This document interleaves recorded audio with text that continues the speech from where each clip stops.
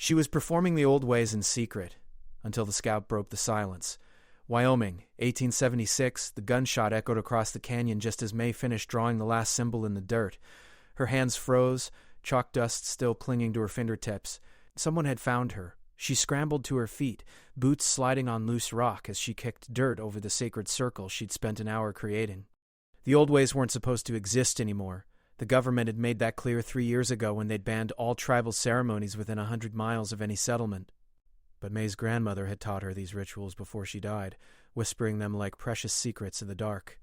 Another shot rang out, closer this time. May's heart hammered against her ribs. She grabbed her satchel and ran toward the narrow gap in the canyon wall, the one only she knew about. Her skirt caught on sagebrush, tearing, but she didn't stop. The afternoon sun beat down mercilessly, turning the red rocks into an oven. A man's voice called out behind her, not threatening, but firm, commanding. She risked a glance back and saw him, a cavalry scout by the look of his uniform, standing at the edge of her ritual site. He was staring down at the symbols she hadn't managed to cover completely. Even from this distance, she could see him crouch, examining the markings with careful attention. May's blood ran cold. If he reported this, they'd come for her. They'd burn her home, arrest her, maybe worse. The territorial judge had sentenced old Henry Crawford to 5 years hard labor just for keeping medicine bundles in his barn. What would they do to someone actively performing ceremonies? The scout stood up, his hand moving to the rifle slung across his back. May didn't wait to see more. She ducked into the canyon gap, pressing her body against the cool stone. Her breath came in short gasps as she listened for footsteps. Nothing. The silence stretched out, broken only by the distant cry of a hawk. May closed her eyes and tried to steady herself. Maybe he hadn't seen enough. Maybe he'd think it was just children's drawings or some wanderer's idle scratching in the dirt. Then she heard it, the scrape of boots on rock. He was coming through the gap. May moved deeper into the narrow passage, her shoulders scraping the walls. The space grew tighter, darker. She knew where it led, to a small cave her grandmother had shown her years ago, a place of hiding when the world grew too dangerous for people like them. But the scout was faster than she expected. His shadow fell across the stone ahead of her, blocking the light. "Stop running," he said quietly. "I'm not here to hurt you." May pressed her back against the rock, trapped. Her hand moved to the small knife at her belt, though she knew it would be useless against his rifle. She met his eyes in the dim light, waiting for him to make his move, wondering if this was how her grandmother's legacy would end. The scout raised his hands slowly, palms open. His rifle remained strapped to his back. In the confined space of the canyon gap, May could see his face clearly now. He was younger than she'd expected, maybe 30, with sun-weathered skin and eyes that held something other than the hostility she'd braced herself for. "My name is Cole Bennett," he said, his voice low and measured. "I tracked you from the settlement." "Been watching you come out here for 3 weeks now." May's grip tightened on her knife handle. 3 weeks. He'd known all along and hadn't reported her. That made no sense. Scouts were supposed to be the eyes and ears of the territorial government, the ones who rooted out any resistance to the new order. "Why?" she managed to ask, her voice barely above a whisper. Cole glanced back toward the canyon opening, as if checking they were alone. "Because I needed to be sure of what I was seeing. And because—" He paused, seeming to weigh his next words carefully. "Because my mother was Arapaho. She taught me things too before the soldiers came." May studied his face, searching for deception. But his expression remained steady, almost pleading. "If that's true, then you know what they'll do to me if you report this. I'm not going to report it." Cole took a careful step back, giving her more space. "But you need to stop coming here. There are others, May." Other scouts, less understanding ones. "Captain Holland sent out 3 new men last week specifically to watch for this kind of activity. I've been trying to keep them away from this area, but I can't do it forever." "How do you know my name?" "Everyone knows May Dawson, the schoolteacher who lives alone on the edge of town." He shifted his weight, and something in his belt caught the light. It was a small leather pouch, old and worn, with intricate beadwork barely visible beneath years of handling. May noticed her staring and saw understanding flicker in his eyes. A medicine bundle. He was carrying his own forbidden item, hiding it in plain sight among his military gear. "You're taking a risk," she said, nodding toward the pouch. "We all are, just by being what we are." Cole's jaw tightened. "But you're taking a bigger one. These ceremonies, May, they're too visible." "The smoke, the markings, the timing with the moon phases. Someone else will notice." I can't just stop. My grandmother made me promise. The old ways die if no one remembers them, if no one practices them. Is that what you want? To let everything disappear? I want you to survive. The intensity in his voice surprised her. You can keep the knowledge without the risk. Write it down, hide it, teach it in secret when the time is right. But this, out here in the open, it's suicide. May felt her anger rising. I've been careful. I've never been seen until today. You were lucky until today. Luck runs out. Cole moved closer, his voice dropping even lower. Listen to me. Captain Holland is planning a sweep of this entire area next week. He's convinced there's a group of holdouts performing ceremonies, and he's determined to make examples of anyone he finds. If you're out here when his men come through, no amount of talking will save you. The news hit May like a physical blow. A sweep meant soldiers, dogs, systematic searching of every canyon and cave within 20 miles. They'd find her ritual sites, her hidden cache of sacred items, everything. Why are you telling me this? She asked. You could just let it happen, stay out of it entirely. Because I'm tired of watching our people disappear. Cole's voice carried a weight of old grief. My mother died in a reservation camp 5 years ago. She got sick and they wouldn't let the medicine woman see her. Said it was superstitious nonsense. She died begging for the old songs and I couldn't even sing them for her without risking arrest. He looked away, blinking hard. I won't watch someone else go through that if I can prevent it. May felt her resolve wavering. She'd been so focused on keeping her promise to her grandmother that she hadn't considered the broader picture, the danger she was putting herself in. But giving up the ceremonies felt like betrayal, like letting the government win. There has to be another way, she said. There is. Cole reached into his jacket and pulled out a folded piece of paper. There's a place, up in the mountains near the Montana border. A group of families living off the grid, keeping the old ways alive. They're careful, organized, and they look out for each other. I can get you there, but we'd have to leave soon, before the sweep. May stared at the paper in his hand, her mind racing. Leave her home, her small schoolhouse, the life she'd built. It seemed impossible. But staying meant constant fear, constant hiding, and eventually inevitable discovery. How do I know this isn't a trap? She asked. How do I know you're not just trying to lead me to some military outpost? Cole unfolded the paper and showed it to her. It was a hand-drawn map, marked with symbols she recognized, ones that meant safe passage and trusted friends. At the bottom was a name written in careful script and a string of beads drawn next to it, the pattern matching the ones on Cole's medicine bundle. My mother made me promise to help our people however I could, he said. This is how I keep that promise. I've helped 6 others reach that settlement in the past 2 years. You'd be the 7th. May looked from the map to Cole's face, trying to read the truth in his eyes. Everything in her wanted to trust him, but trust was dangerous in times like these. Yet what choice did she have?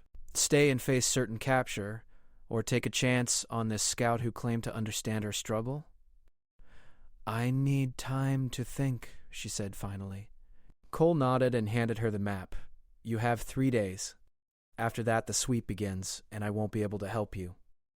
May barely slept that night. She sat at her small kitchen table, the map spread before her, a single candle casting shadows across the rough paper.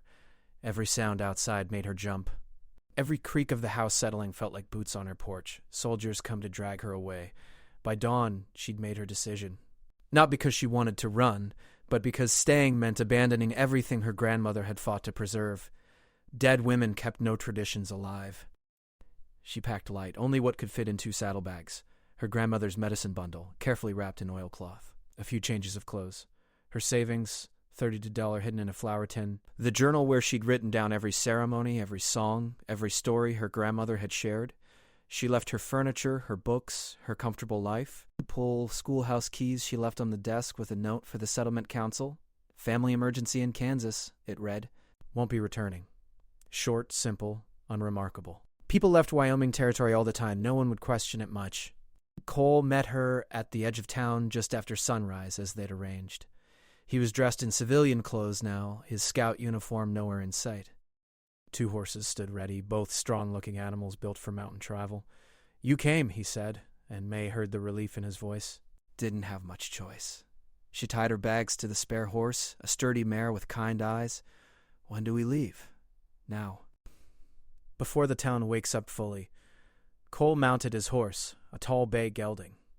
We'll head north through the back country, avoid the main trails. It's a 4-day ride if the weather holds. They rode in silence for the first hour, putting distance between themselves and the settlement. The land opened up around them, endless prairie giving way gradually to rolling hills. May kept checking behind them, expecting to see dust clouds marking pursuit, but the horizon remained empty. Around midday, Cole led them into a shallow creek bed. "We'll follow this for a few miles," he explained. "Harder to track us in the water." "You've done this before," May observed. 6 times, remember. "You learn things." He guided his horse carefully over the slippery rocks. "The first woman I helped, she almost got caught because she insisted on taking the main road. Said hiding made her feel guilty. I had to convince her that survival isn't something to feel guilty about." "What happened to her?" "She's at the settlement now. Married a widower up there, has 2 children. She teaches the old dances to the young ones." Cole smiled slightly. "Last I heard, she was happy." They traveled through the afternoon, stopping only briefly to water the horses and eat the dried meat and bread Cole had packed. The land grew rougher, the gentle hills transforming into steep ridges and rocky outcrops. May's legs ached from the unfamiliar hours in the saddle, but she didn't complain. As the sun began to set, Cole found them shelter in a grove of cottonwood trees near a small spring. While May tended to the horses, he built a small fire, keeping it low and smokeless. "We'll take turns keeping watch," he said as they ate. "Probably unnecessary, but better careful than caught." May nodded, chewing her bread slowly. The reality of what she'd done was starting to sink in. She'd left everything, trusted a man she barely knew, and was riding into unknown territory based on a promise and a hand-drawn map. "Tell me about the settlement," she said. "What's it really like?" Cole poked at the fire with a stick, his expression thoughtful. "It's small, maybe 40 people. They built it in a valley that's hard to reach, surrounded by mountains on 3 sides. Good water, decent hunting. They grow what they can, trade with a few trusted contacts for what they need. And they keep the old ways alive, ceremonies, songs, healing practices, everything that's forbidden down here." "And the government hasn't found them?" "The government doesn't know they exist. As far as the maps show, that valley is empty wilderness. The families there work hard to keep it that way. No fires during the day, no large gatherings that might be spotted from a distance. They're careful." "Sounds lonely," May said quietly. "It's different," Cole acknowledged. "Not like town life. But the people there, they're free in a way we can't be in the settlements. They don't have to hide who they are, or pretend their heritage doesn't exist. That's worth something." May thought about her schoolhouse, her students, the small routine of her life. She'd been hiding too, just in a different way. Teaching white children their arithmetic while sneaking off to practice ceremonies her grandmother had died protecting. Maybe Cole was right. Maybe real freedom required leaving the comfortable prison behind. "You said you've helped 6 others get there," May said. "Why don't you stay? Why keep going back to scout for the military?" Cole's face darkened. "Because I'm more useful where I am. I can warn people, divert patrols, pass information. If I disappeared to the settlement, they'd just replace me with someone who wouldn't help. Someone who might actually find that valley. That's a dangerous game. Everything's dangerous now." He stood up, stretching. "You should sleep first. I'll wake you in 4 hours for your watch." May lay down on her bedroll, using her saddle as a pillow. The stars overhead were brilliant, unpolluted by town lights. She could hear the spring bubbling nearby, the horses cropping grass, Cole's steady breathing across the fire. Despite everything, despite the fear and uncertainty, she felt something she hadn't experienced in years. Hope. She was nearly asleep when she heard it, distant but distinct. The sound of multiple horses moving fast, coming from the direction they'd traveled. Cole heard it too. He was on his feet instantly, kicking dirt over the fire. "Get up," he said urgently. "We've got company." May scrambled to her feet, her heart pounding. Through the trees she could see lights bobbing in the darkness. Torches. At least a dozen riders, maybe more, spread out in a search pattern. "How did they find us so fast?" she whispered. Cole's jaw was tight as he threw her saddle onto her horse. "Someone must have seen us leave. Or maybe Holland started his sweep early." He finished cinching his own saddle. "Either way, we need to move now." They mounted and rode into the darkness, leaving the shelter of the cottonwoods behind, the sound of pursuit growing steadily closer. Cole led them up a steep ridge, the horses struggling for footing in the darkness. May clung to her mare's mane as loose rocks skittered beneath the animal's hooves. Behind them, the torches spread out like fireflies, methodically searching every draw and gully. "They're organized," Cole muttered, more to himself than to May. "This isn't a random patrol." Someone told them exactly where to look. Who would know? May asked between gasps. The thin mountain air made breathing difficult. "That's what worries me," Cole urged his gelding over a fallen log. "The only people who knew we were leaving were us." They crested the ridge and Cole pulled up short. Below them stretched a narrow valley, and on the far side May could see more lights. They were boxed in, pursuers on both sides. "Change of plans," Cole said. He wheeled his horse east, along the ridgeline. "There's old mining camp about 2 miles this way. Abandoned 10 years ago. If we can reach it before they close the gap, we might be able to lose them in the tunnels." Might? Better than definitely getting caught out here in the open. They raced along the ridge, trees whipping past in the moonlight. May's mare was tiring, foam flecking her neck, but the animal kept going. Behind them, shouts echoed across the valley. They'd been spotted. The mining camp appeared suddenly, a cluster of collapsed buildings and dark tunnel mouths carved into the mountainside. Cole didn't slow down. He rode straight for the largest tunnel entrance, dismounting before his horse fully stopped. "Take the horses inside," he ordered, already gathering loose timber and debris. "Hurry!" May led both animals into the tunnel's mouth. The darkness swallowed them instantly, but she could hear water dripping somewhere deep inside and feel cool air flowing from the depths. The horses snorted nervously, their eyes rolling white. Cole dragged a partially collapsed beam across the tunnel entrance, then added more wood, creating a makeshift barrier. It won't stop them long, but it might slow them down. He pulled a torch from his pack and lit it, the sudden flame making May blink. "Come on, we go deeper." The tunnel descended steeply, the walls pressing close. Old support timbers groaned overhead, and May tried not to think about tons of rock waiting to collapse. The horses picked their way carefully over rubble and ancient rail tracks. "Do you know where this leads?" May asked. "There's supposed to be a network of tunnels. The miners hit an underground stream and flooded the lower levels, so they abandoned it. But there should be upper passages that connect to other entrances on the far side of the mountain." "Supposed to be? Should be?" Cole shot her a grim look. "I've never actually been inside, but it's our best option right now." They heard the pursuers reach the entrance, voices shouting commands. Someone tried to move the barrier Cole had built. Wood scraped against stone. Cole quickened his pace, leading them deeper into the mountain. The tunnel branched, and he took the right fork without hesitation. Then another branch, and he went left. May tried to memorize the turns but quickly lost track. They were in a maze, and Cole was navigating by instinct. The sound of pursuit faded behind them, muffled by stone and distance. But May knew their hunters would follow eventually. The torch smoke would lead them directly to their quarry. "Here," Cole said suddenly, stopping at a narrow side passage.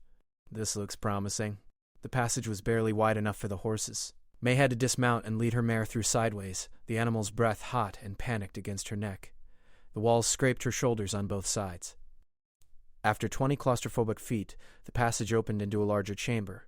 Cole's torch revealed a space about 30 feet across, with 3 other tunnels leading away in different directions. But what caught May's attention was the evidence of recent use: a fire pit with cold ashes, empty food tins, blankets folded in a corner. "Someone's been living here," she whispered. Cole knelt by the fire pit, touching the ashes. "These are recent, maybe 2, 3 days old." He stood slowly, his hand moving to the revolver at his hip. "We're not alone in these tunnels," a voice spoke from the darkness of one of the side tunnels. "No, you're not." 3 figures emerged into the torchlight. 2 men and a woman, all armed, all watching Cole and May with hard, suspicious eyes. The woman in front was maybe 40, with gray-streaked hair tied back and a rifle held with practiced ease. "You're being followed," the woman said flatly. "We heard the commotion. Want to explain why you're bringing soldiers to our doorstep?" "We didn't bring them intentionally," Cole replied, keeping his hands visible. "We were heading north to the settlement near the Montana border. They caught our trail." The woman's eyes narrowed. "What settlement?" "The one in the hidden valley, where families keep the old ways alive." Cole reached slowly for his medicine bundle, showing it to her. "I've been helping people reach it. This is May Dawson. She was performing ceremonies near her town, and the military found out. I'm getting her to safety, or leading the soldiers right to us," one of the men growled. He was young, maybe 20, with a scar across his cheek. We've been hiding in these tunnels for 6 months, and now you show up with half the cavalry behind you. We didn't know anyone was here, May said. We're just trying to survive, same as you. The woman studied them both for a long moment. May could hear voices echoing from the tunnels behind them. Their pursuers were getting closer, learning the maze. How many soldiers? The woman asked. At least 20 that we saw, Cole replied. Maybe more. And you plan to lose them how? These tunnels aren't that extensive. Eventually they'll find us all. There are other exits, aren't there? Cole asked. On the far side of the mountain? There were. Most collapsed during a cave-in 3 years ago. There's only one way out now besides the way you came in, and it's not big enough for horses. May felt her stomach sink. They were trapped. The soldiers would methodically search every tunnel until they found them. And when they did, they'd find not just May and Cole, but these 3 refugees as well. Then we fight, the young man with the scar said. We've got weapons. We can hold them at the narrow passages. And get buried alive when they collapse the tunnels? The woman shook her head. That's suicide. So is surrendering, the other man pointed out. He was older, maybe 50, with tired eyes. They'll hang us all for desertion and harboring fugitives. The voices in the tunnels grew louder. Someone shouted that they'd found fresh horse tracks. We don't have time to argue, Cole said urgently. We need a plan, and we need it now. May looked at the 3 strangers, at Cole, at the dark tunnel mouths leading nowhere. They were cornered, outnumbered, and running out of options. But her grandmother hadn't survived years of persecution by giving up when things looked impossible. The underground stream you mentioned, May said to Cole, the one that flooded the lower levels. Where does it lead? Cole's eyes widened with understanding. It flows out of the mountain. Has to. That's how drainage works. Can we follow it? May pressed. The older man, who'd been silent mostly, spoke up. The lower tunnels are flooded to the ceiling in most places. You'd have to swim underwater, blind, hoping you find air pockets before you drown. It's a death trap. Better than a hanging rope, May countered. And maybe not all of it is completely flooded. Maybe there's space to breathe, passages the water hasn't filled completely. The woman with the rifle looked at May with new respect. You've got courage, I'll give you that. But the horses, they can't make that journey. Then we let them go, May said, her heart breaking at the words. Her grandmother's medicine bundle was worth more than any horse. We send them back toward the entrance, create a diversion. While the soldiers are dealing with loose horses in the tunnels, we go down. That's insane, the young man with the scar said. But his voice held less conviction than before. Cole was already moving, pulling rope from his saddlebag. It might work. The tunnels down there, some of them might have air gaps at the top. If we stay calm, take our time, we could follow the current out. And if there are no air gaps? The older man asked. Then we were dead anyway. Cole started transferring essential supplies to a waterproof pack. At least this way we're trying. The woman made a decision. All right, we'll try it, but we go quick. Charlie, you and Pete gather what we absolutely need. No more than can fit in 1 pack per person. Waterproof if you have it, oilcloth wrapped if you don't. The 2 men moved fast, clearly used to following her orders. May realized these 3 had military experience, probably deserters like the older man had implied. They packed with efficient precision, choosing ammunition, dried food, and basic tools over anything else. Cole pulled the saddles off both horses, giving each animal a final pat. You've been good to us, he murmured to his gelding. Then he slapped both horses on the rump, sending them trotting back toward the main tunnel. The sound of hooves echoed through the passages. Immediately they heard confusion from the pursuing soldiers, shouts about loose horses and orders to secure them. Now, the woman said, follow me. She led them through the darkest of the side tunnels, descending sharply. The air grew damp and cold. May could hear rushing water ahead, getting louder with each step. The woman's name was Kate, May learned, and the older man was Pete, while the young one was Charlie. They deserted from Fort Collins after seeing too many innocents killed in raids against peaceful families. The tunnel ended at a dark pool of water. The stream rushed past, disappearing into a low opening where the tunnel ceiling met the waterline. Maybe 3 feet of clearance, and that was being generous. The current's strong, Kate warned. Once you're in, you can't fight it. You have to let it take you, and hope it leads somewhere you can surface. Keep 1 hand on the ceiling so you know when there's air above you. How do you know all this? May asked. Because I tried to map it when we first got here. I made it about 50 feet before I had to turn back. Kate pulled a length of rope from her pack. We tie ourselves together. If one person finds air, we all do. If one person drowns, well, at least we won't die alone. They tied the rope around their waists, spacing themselves about 10 feet apart. Cole went first, then May, then Kate, then Charlie, with Pete bringing up the rear. Their packs were secured tight to their backs, everything wrapped in oilcloth and canvas. On 3, Cole said. He took a deep breath. 2, 3. He ducked under the water and disappeared. May felt the rope pull and didn't give herself time to think. She plunged into the icy stream. The cold hit her like a physical blow, stealing her breath. The current grabbed her immediately, powerful and relentless. She kept one hand pressed against the rock ceiling above, feeling for any gap, any pocket of air. The darkness was absolute, terrifying. Her lungs began to burn. Just when she thought she couldn't hold her breath any longer, her hand found space. She pulled herself up and gasped, finding a narrow air pocket between the water and ceiling. Maybe 4 inches of clearance, but enough. She could hear Cole breathing nearby, ragged and relieved. "Keep going," he managed to say. Then he was under again. They progressed this way for what felt like hours, but was probably only minutes. Swim until lungs screamed, find air, breathe, repeat. May's fingers went numb from the cold. Her legs cramped, but the rope connecting them all kept her moving, kept her fighting. Then suddenly the pressure changed. The ceiling lifted away and May broke surface in a larger space. She could see actual light ahead, not torchlight, but genuine daylight filtering through an opening. "We made it," Cole said, treading water beside her. His teeth were chattering. "The exit's just ahead." They swam toward the light, the current less violent now. The opening led to a narrow gorge where the stream tumbled down the mountainside in a series of small waterfalls. They pulled themselves onto the rocky bank, collapsing in exhausted heaps. Behind them, the mountains stood silent. No sounds of pursuit, no soldiers emerging from the stream. They'd done it. They'd escaped. Kate sat up first, wringing water from her hair. "That was the single stupidest thing I've ever done." "But we're alive," Pete said, laughing with relief. "We're actually alive." They rested for 20 minutes, then started moving. They needed distance before the soldiers figured out where they'd gone. Cole checked his map, now soaked but still readable. "The settlement is 2 days northeast from here on foot," he said. "We can make it if we keep moving."